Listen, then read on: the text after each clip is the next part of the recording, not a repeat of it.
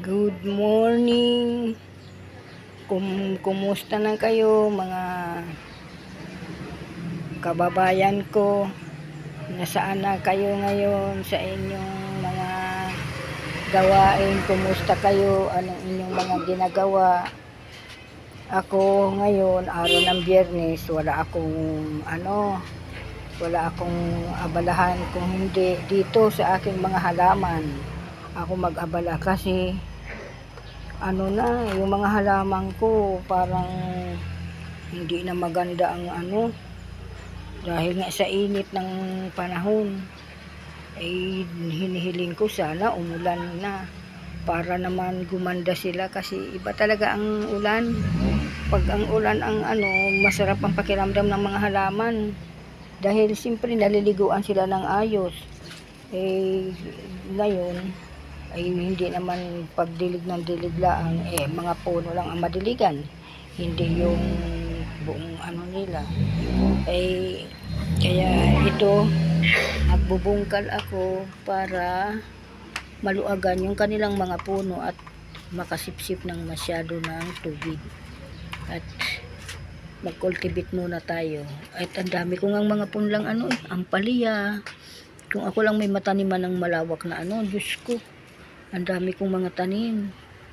Mga ampalaya, ito, star up, ito, kay Mito nga.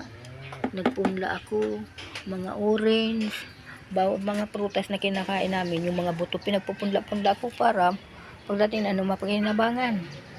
At itong naman, itong mga halamang may halamang gamot din, ay inaano ko rin yung halamang gamot.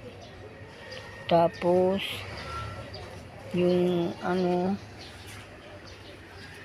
ito, katulad yung bayabas ko, ang dami ng bunga, ang dami ng hihingi. Nagustuhan nila ang bayabas kasi iba daw ang klase ng bayabas niyan, matamis ang bunga at masarap daw kainin. Inaabangan ng mga tao dito pag nakakita ng bunga, kanya-kanyang angkin, sasabihin ni akin yan na pag nahinog ha, akin yan. Tapos are namang gabano ko, namumulaklak na, hindi pa nakabuo, kaya sabi ko, kinakausap ko yung aking punong gabano, mamunga na siya ng totoo na malalaki na. Sabi nila, bakit daw ako nagkausap ko mga halaman? Aba, ay pag hindi mo kausap yung halaman, parang din yun, akala mo halaman lang yun, may buhay ito. Ay may tao, hindi po kayo tao lang kausap, hindi, pati halaman. Tinan mo yung bulaklak ng aking halaman, ang ganda, ang ganda. Pag ako'y walang ginagawa, ang pinag-abalahan ko yung aking mga halaman, nililinis yung kanilang mga puno, tapos binubungkal-bungkal ko yung kanilang mga para makasipsip ng ayos na tubig pag nagdilig. Ganun ang ginagawa ko dito sa aking bahay pag wala akong nilalakad. Gusto ko yung maganda ito, mataba na, kaya hindi ko panghinayangan. Ay minsan pag nakagusto may nanghihingi, o di bibigyan. Kaso nga lang pag ang halaman ay lagi mo binabawasan, nagtatampo, hindi alagan ng mga tayo ng halaman ko. Ganun talaga. Kaya ako, sabi ko, kung ako'y mayroong nung ang kabataan ko na kami sa bundok tumira, ang dami kong mga tanim-tanim. Kaya sabi ng ama ko, ang sipag ko raw magtanim ng mga iba-ibang abay siyempre maganda yung pagdating ng panahon, malaking pakinabang.